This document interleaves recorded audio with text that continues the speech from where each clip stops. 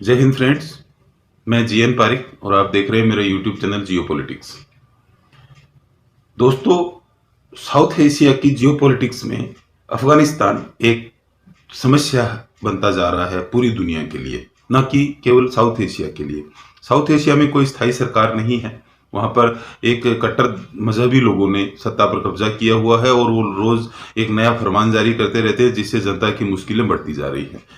अभी कल हमने कुछ बहुत सारे वीडियो देखे जिसमें तालिबानी लोग पुराने सरकार के कर्मचारी और सरकारी ऑफिसर्स के घरों में घुसकर उनको घसीट कर मार रहे हैं, पीट रहे हैं।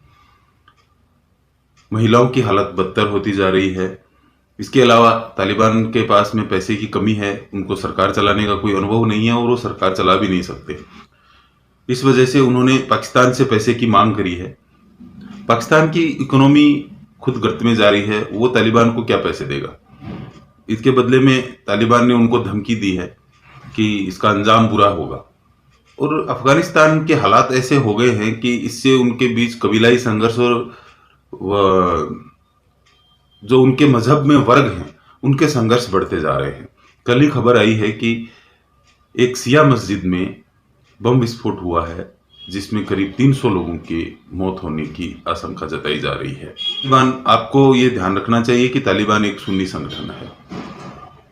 इसके अलावा एक तालिबान का एक आतंकवादी है जिसका नाम है हाजी नबीबुल्ला। वो अमेरिका की कैद में है। उसके ऊपर कुछ हत्याएं और किडनैपिंग के चार्जेस लगे हुए हैं। और यहाँ तालिबान के पास में कुछ अमेरिकी लोग उन्होंने अपने हिरासत में ले रखे हैं, बंद कर रखे हैं। तो आज दोहा में एक बैठक होने जा रही है जिसमें तालिबान के लोग और अमेरिका के कुछ ऑफिसर्स की खुली बैठक हो रही है। ये 2 दिनों तक चलेगी। इसमें उम्मीदें जताई जा रही हैं कि अमेरिका अपने लोगों को छुड़ाने के लिए इस तालिबान के साथ कुछ सौदेबाजी कर सकता है। इसके अलावा एक बड़ी अजीबोगरीब खबर आ रही है कि अफगानिस्तान की जनता के लिए पूरी दुनिया चिंतित है, अमेरिका भी, इसके साथ पूरा यूरोप भी। अफगानिस्तान के 4 करोड़ लोग भूख से मर रहे हैं। जनता उनकी मदद करना चाहती है, लेकिन वो कोई भी पैसा तालिबान के हाथ में नहीं देना चाहती। तो इसका एक अजीबोगरीब हल निकाला है दुनिया ने। अगले कुछ दिनों में आप देख सकते हैं कि अफगानिस्तान में पैसे की बारिश हो सकती है। जी हाँ मित्रों, दुनिया ने सोचा है कि क्यों ना अफगानिस्तान के आसमान में छोटे हवाई जहाज और हेलीकॉप्टर्स के जरिए पैसों की बारिश की जाए, जो डायरेक्ट जनता को मिले। इससे जनता की कुछ समस्या हो सकता है हल हो जाए और इसमें से एक भी पैसा तालिबान को नहीं मिलेगा। इसके अलावा संयुक्त राष्ट्र संघ ने भारत से बात करी है उसके एक फूड संबंधित एक प्रोग्राम में, जो वो गरीबों और भूखे लोगों को अनाज पहुंचाता है, कि भारत अपना गेहूं बफर स्टॉक, जो भारत के पास बहुत बड़ा है, उसमें से कुछ गेहूं अफगानिस्तान के जनता के लिए दान करे संयुक्त राष्ट्र संघ को। तो इस पर बातचीत चल रही है। वैसे आज डेनमार्क की प्रधानमंत्री भारत आई हुई है। इसके अलावा एक खबर और आ रही है जो साउथ एशिया को प्रभावित कर सकती है और साउथ एशिया के साथ साथ पूरे विश्व की नजरें उस पर लगी हुई है। ऐसी खबरें हैं मित्रों कि चीन के राष्ट्रपति शी जिनपिंग पिछले 2 साल से किसी भी विदेश यात्रा पर नहीं गए हैं। इसके पीछे कयास ये लगाए जा रहे हैं कि या तो शी जिनपिंग बहुत बीमार हैं या उनको तख्ता पलट होने का अंदेशा है। कुछ चीनी एक्सपर्ट्स की राय है कि शी जिनपिंग के चीन छोड़ते ही चीन का तख्ता पलट हो सकता है। वहां की जनता बहुत उग्र है, क्योंकि चीन के ताइवान के साथ रिश्ते खराब होने के बाद में ताइवान की बहुत सारी जनता, हांगकांग और ताइवान की जनता चीन में काम करती है और चीन की सरकारी पाबंदियों के खिलाफ में वहां की जनता धीरे धीरे खड़ी होने लगी है। अब वो 90 का दशक नहीं है जब विरोधियों के ऊपर चीन अपने टैंक चढ़वा देता है। ये 21वीं सदी है। विरोधियों को सुनना पड़ेगा, उनकी बात और उनका पक्ष जानना पड़ेगा। तो चीनी एक्सपर्ट्स की ऐसी राय है कि हो सकता है कि अगले 2 से 5 साल के बीच में शी जिनपिंग का तख्ता पलट हो जाए और चीन में लोकतंत्र लागू हो जाए। इसके लिए भूमिगत रूप से बहुत सारे देश काम कर रहे हैं।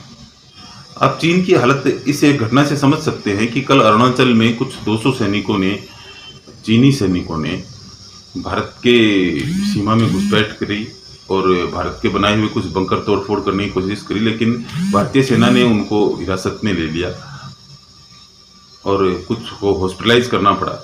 अब ये मैं नहीं बता सकता कि वो चीनी सैनिक हॉस्पिटलाइज क्यों हुए, भारतीय सेना ने उनको गिरफ्तार किया था।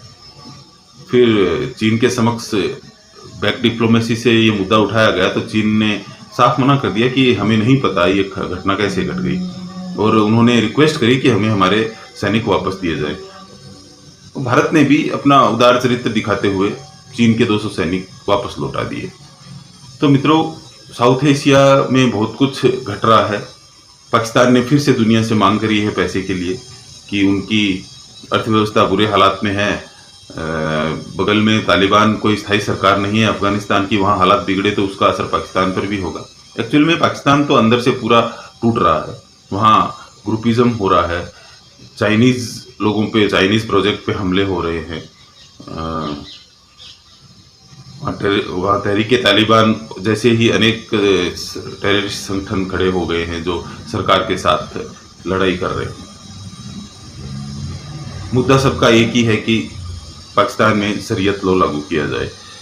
इसके अलावा एक घटना और है जो पाकिस्तान में बहुत ही मजाक की बात बनी हुई है कि पूरी दुनिया से अमेरिका के राष्ट्रपति मिल रहे हैं, बात कर रहे हैं, लेकिन जो बाइडेन राष्ट्रपति बनने के बाद एक बार भी एक फोन कॉल नहीं किए अभी तक पाकिस्तान के प्रधानमंत्री को।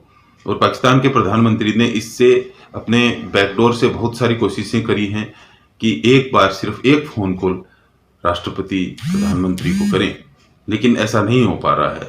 तो इससे समझा जा सकता है कि पाकिस्तान की अमेरिका के लिए अहमियत धीरे धीरे खत्म होती जा रही है और अपने स्वार्थ के लिए पाकिस्तान कहीं भी किसी का भी इस्तेमाल कर सकता है। साउथ एशिया के इस खतरे से भारत भी अनछुआ नहीं है। तालिबान के सत्ता में आने के बाद में जैसे कि अंदेशा जाहिर किया जा रहा था, कश्मीर में आतंकी घटनाएं बढ़ गई हैं। पिछले 7 दिनों में 7 निर्दोष लोगों की धर्म के आधार पर सेग्रीगेट करके वहां पर हत्याएं की जा चुकी हैं। इस मुद्दे पर भारत में हाई लेवल मीटिंगें हो रही हैं और ये आप इस चीज को इग्नोर नहीं कर सकते हैं। इसलिए चाहे वो पाकिस्तान की जनता की मदद करना हो या अमेरिकी अफगानिस्तान के तालिबान की दोहा में बैठक हो, भारत की हर विषय पर नजर है, क्योंकि इसका सबसे बड़ा इफेक्ट भारत पे आने वाला है।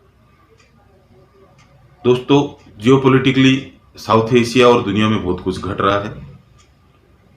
मेरी नजर मेरे चैनल जियोपॉलिटिक्स के थ्रू उस पर बनी हुई है। जुड़े रहिएगा, पल पल की अपडेट आपको देता रहूंगा और वो भी पूरे विश्लेषण के साथ।